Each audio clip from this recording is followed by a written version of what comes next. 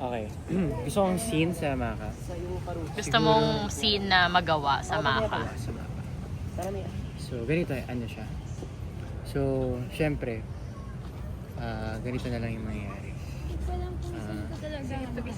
Pinag-iisipan ko lang. Piniplay ko lang sa utak. Okay. Kunwari director ako. Ito yung shot. Okay, so ito yung shot. Ano to? Rule of thirds dapat. Ayan. Ito, di ba pumasok si Shanti kanina? Pasok siya ganun, tapos tatare siya. Tapos, tumatak yun sa akin. Tumatak yun sa akin. Ganyan ko pala. Hindi ko pinahalataan sa camera. Ano siya, kumbaga, inner monologue. Ganun. Tapos habang paalis si Sir Rodente, naisip ko, kasalanan ni Shanti to. Kung hindi pumasok si Shanti, hindi mangyayari to. Hindi, ayan. Dahil, after siguro a few days, ganyan, nagtataka sila, bakit parang ang tahimik din ni Marco? Yung mga, sila JC, sila Ashley, tapos si Zephanie. Tapos, makikipag-break sa akin si Ashley. Tapos, dadagdagin sa problema. Shocks. Itutuloy ko pa ba ang pagpasok sa MacArthur Academy? Tapos, magtatanim ako ng galit kay Shanti. Kasi kasalanan niyo ito lahat. Kasalanan ko na nag-break kayo? Oo, kasi tumahimik ako kasi tinarayan mo ako. So, tumahimik ako. Nagalit ako sa kanya. Sobra. Isang scene lang yun actually. Bakit Isang scene lang ba? Na? Ay, isang scene lang. Isang scene Isang lang. scene lang ba? Yung pwede Naging episode. isang buong episode na eh. Ano? Ganito na lang. Di ba may Tampo ni swimming pool? Marco, gano'n? May swimming pool doon Okay. kanina. Pasok si Shanti. Ay, hindi. Ano na? Sige, lima. O kunyari meron ng backstory. Yung backstory, yun nagtampo ka sa akin kasi tinarayan kita. So yung ano mangyayari sa scene? Ganito. Acquaintance. Okay. Nandun kami lahat. Sila, nagsasaya sila. Ako, nakaupo lang ako doon. Kumakain lang. Uminom lang ng drinks. Tapos, since, ayan, nag-enjoy sila. Tawagin ako ni Ashley. Sabi, tawag ako. Sige, sisali ako sa kanila. Tapos, makikita ko si Shanti. Nandun sa poolside. So, parang malungkot siya. So, sasabihin ko, sa isip ko, kakataon ko na to.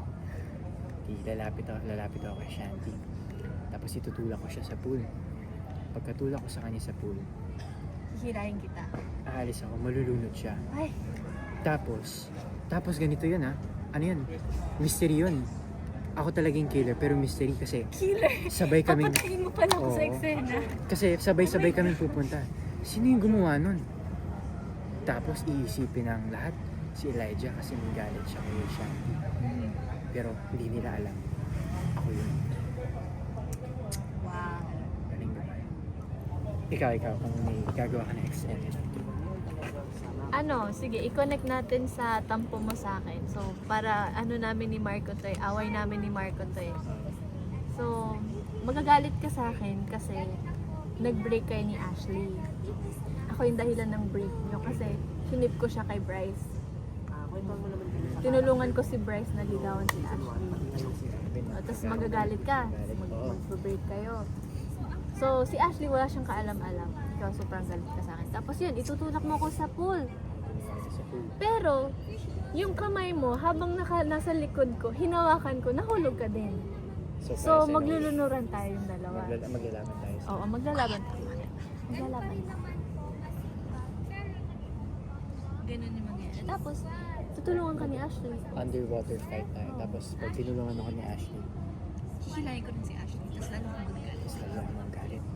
Tapos lalabas na yung powers ko. Ako talaga si Poseidon. Kontrolin ko yung tubig. Tapos si Shanti, iaalong ko siya. Pero, dun marireveal na ako talaga si Athena. Si Athena. Goddess of wisdom. So, utakan kita siya. Ikaw man si So, Poseidon. minamanipulate mo lang pala ako. Galing. Direct, ito po yung ipipitch namin sa inyo na story. Ano to? Spin-off to ng Sangre. Ba't Mga naiba na yung gods show? na. Parang mga estudyante lang tayo dito. Uy, pero, Ano? hindi, mamaya meron ano, di ba? I-vote kung sino yung, alam mo.